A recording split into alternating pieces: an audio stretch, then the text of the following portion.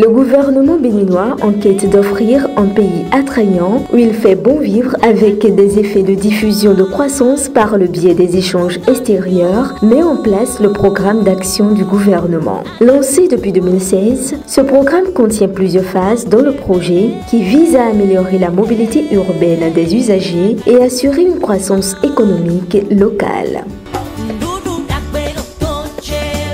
Il s'agit ici de la phase 2 du projet d'aménagement et de bitumage de la route des pêches qui se poursuit avec les travaux pour aménager et bitumer la corniche est de Cotonou qui va de l'ancien pont de Cotonou à la clôture de l'hôtel PLM à Lédio. Cet aménagement réalisé par Sogias Atome revêt un caractère attractif, représente une excellente opportunité pour les investisseurs privés et surtout pour les riverains, premiers bénéficiaires.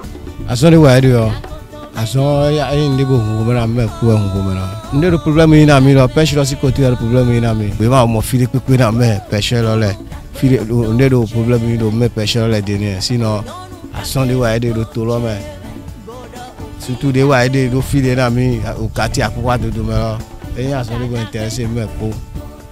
Bon, elle m'a sauvé, elle a sauvé le film. Il y a pour y avoir il y a un moto, campo, même avion, nous bimé à Congoïdi. Bon, vimi dans la vie, à Congoïdi. Donc, deux fois, nous, Patrice Talon, les doigts autant, alors, il y a un gars au monde. Hosu meto Patrice Talon do biblo yo enyo no meto vile pi azore wa o kate miton eri yo azojo azoe aloton ya ga umo wazona yuwa wazona ififo azo enyo mindele e mata nyo mele ya enyo mede me peshele lo na hugba uno yi titogudo de fi meto de wa slogan wa waje titogudo a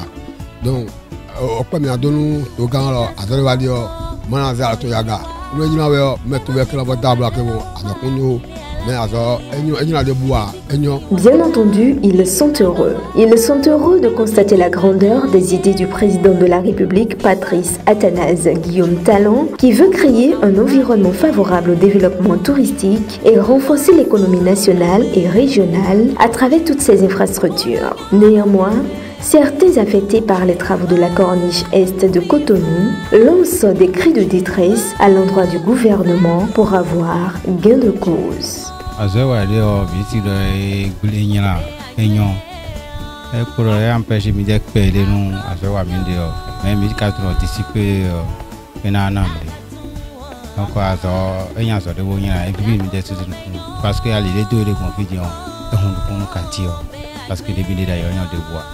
D'ailleurs, tout pour avoir bébé, peut-être avantager mes devoirs. À l'idée qu'a donné un ami, un aspect d'agriculture, pour y remettre un sous. Nous n'avons pas de moyen à offrir le cannabis.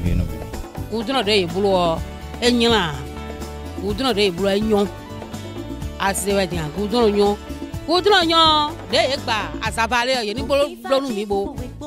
et nous avons des boulots, mi ma si do goudron ne mi ma si do goudron pon we ne do mi la ji mi o kuku me ji mi me bi do bo mi la ko mi no pon kuku me din blo nu e lo din mi so ko abo e ka yo do bo ba mi ka ibe te ji amo dudu ni wa to o me to gani bo mi